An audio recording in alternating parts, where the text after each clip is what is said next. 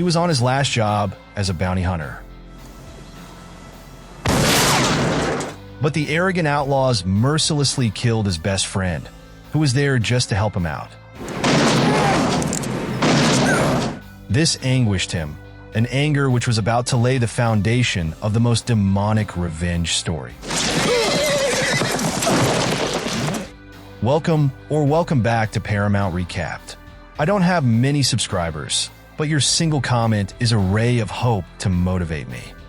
This is the kind of trash I William Money is a single dad with 2 kids, trying to scrape by. Back in the day, he was a ruthless gunslinger, but he gave up that life when he got married. He quit drinking and all his bad habits, trying to turn over a new leaf for his wife. Sadly, she passed away from smallpox in 1878. Now it's 1880, and Money is struggling to keep things together on a pig farm while trying to live up to the kind of man his wife would have wanted him to be. Over in Big Whiskey, Wyoming, a tough and unpredictable sheriff, Little Bill Daggett, runs the town. 2 cowboys, Davy and Mike, show up at a brothel owned by Skinny DuBois. Things get ugly when Mike takes offense to something Delilah, one of the women, says and slashes her face with a knife. Skinny and the head prostitute, Strawberry Alice, hold the men until Little Bill arrives. The women demand justice. Ideally, they want the men hanged, but Little Bill decides they don't deserve that since Delilah wasn't killed. Instead, he orders them to bring Skinny some horses as compensation for the loss of business due to Delilah's injury. This decision enrages the women even more, and they secretly pool their money to offer a bounty for anyone who'll take out Mike and Davy. Meanwhile, Money is back at his farm dealing with sick pigs. It's clear he's not cut out for farming. He keeps falling in the mud while trying to wrangle the hogs.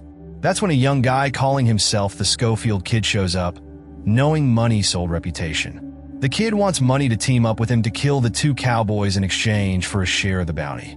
Money declines, saying he's left that life behind. But after the kid leaves, Money starts second-guessing himself. He tries practicing his shooting again, failing miserably with his pistol, but managing to hit a target with his shotgun. Back in Big Whiskey, Davy and Mike deliver the promised horses to Skinny, but the women of the brothel aren't having it. They throw rocks and manure at the 2 cowboys. Mike doesn't care and shows no remorse, but Davy seems genuinely sorry. He even offers one of the horses to Delilah, but the women just keep pelting them with filth. Money realizes he might need backup if he's going to go after the cowboys, so he visits his old partner, Ned Logan. Saying goodbye to his kids, Money tells them to go to Ned's wife, Sally Two Trees, if they need help. His attempts to ride off are as clumsy as his farming. He struggles to get on his horse before finally managing it. When he gets to Ned's place, Sally gives him a death stare, clearly knowing nothing good will come of this. Money and Ned eventually set out to find the Schofield Kid, who they quickly realize can barely see past 50 yards. Meanwhile, a British gunman known as English Bob arrives in Big Whiskey with his writer, Beecham, who's documenting his adventures. Bob brags about the superiority of monarchies over democracies while traveling on a train, just after hearing about President Garfield's assassination. When he gets to town, Little Bill catches him carrying a gun and beats him senseless. Little Bill then locks him up and exposes all the lies Bob has told Beecham about his so-called heroic exploits. By the end of it, Beecham switches sides and starts writing about Little Bill instead. Bob is humiliated and sent packing on a train out of town.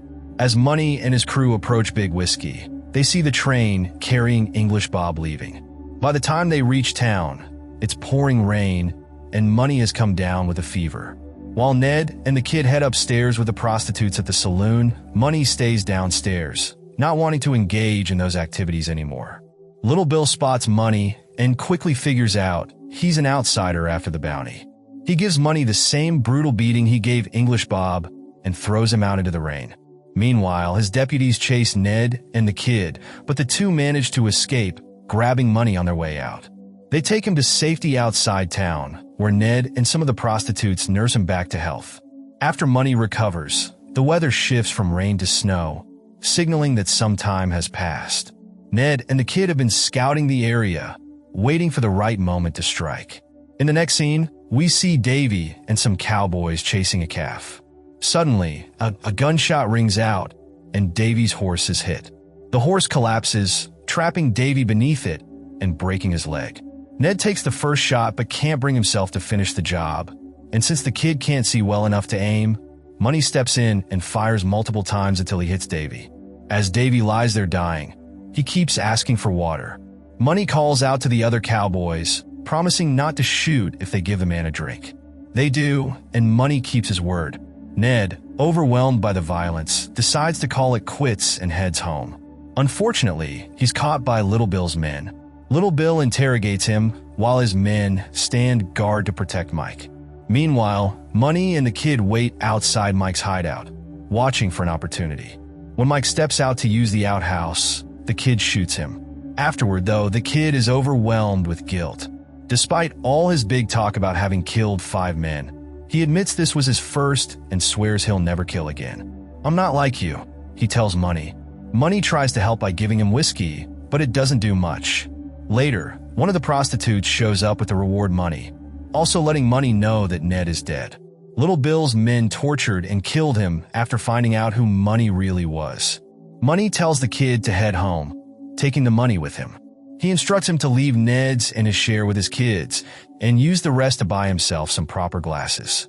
Then, Money grabs a bottle of whiskey, takes a long swig, and rides off to town. When Money reaches the saloon, he sees Ned's body displayed in an open casket with a sign that says, "This is what happens to assassins in this town." Fueled by rage, Money walks inside, where most of the townsfolk have gathered. He asks who owns the saloon, and when Skinny speaks up, Money orders the men near Skinny to move before shooting him dead. Little Bill calls Money a coward for shooting an unarmed man, but Money coldly replies, "He should have armed himself if he was going to display my friend like that." Money then points his gun at Little Bill and tells everyone nearby to step aside. His shotgun misfires, so he throws it at Little Bill and quickly draws his pistol. In the chaos that follows, Money shoots Little Bill and several other men who try to fight back. Some of them manage to get off a few shots, but none hit Money. Once the dust settles, Money tells anyone still alive and not looking for trouble to leave. Those who can walk quickly do so. Money helps himself to a drink at the bar while Beecham, pinned under a body, nervously watches. Money orders Beecham to hand him a nearby rifle, which he reloads. Beecham tries to make small talk about gunfighting, but Money's cold demeanor scares him into leaving too.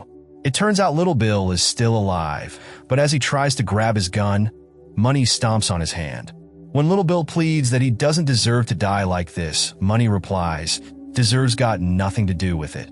Little Bill mutters, "I'll see you in hell, William Money," to which Money simply says, "Yeah," and shoots him. On his way out, Money hears one of the men he shot groaning in pain and finishes him off as well. At the saloon door, Money warns the crowd outside that he's coming out. He threatens to kill anyone who so much as thinks of shooting at him, promising to go after not just the shooter but also their family, friends, and even burn their house down. No one dares to challenge him. He mounts his horse and pauses by Ned's body, warning that if they don't bury Ned properly or harm the prostitutes, he'll return and wipe out every man in town. Money rides off into the night without anyone daring to stop him. In the end, we're told he later moved with his kids to San Francisco, where he did well in the dry goods business. If you enjoyed this video, don't be shy to hit the like button, and if you disliked it, hit the dislike button twice, just to be sure. It would be best if you watched the whole movie. Thank you very much for watching. Please subscribe for more videos.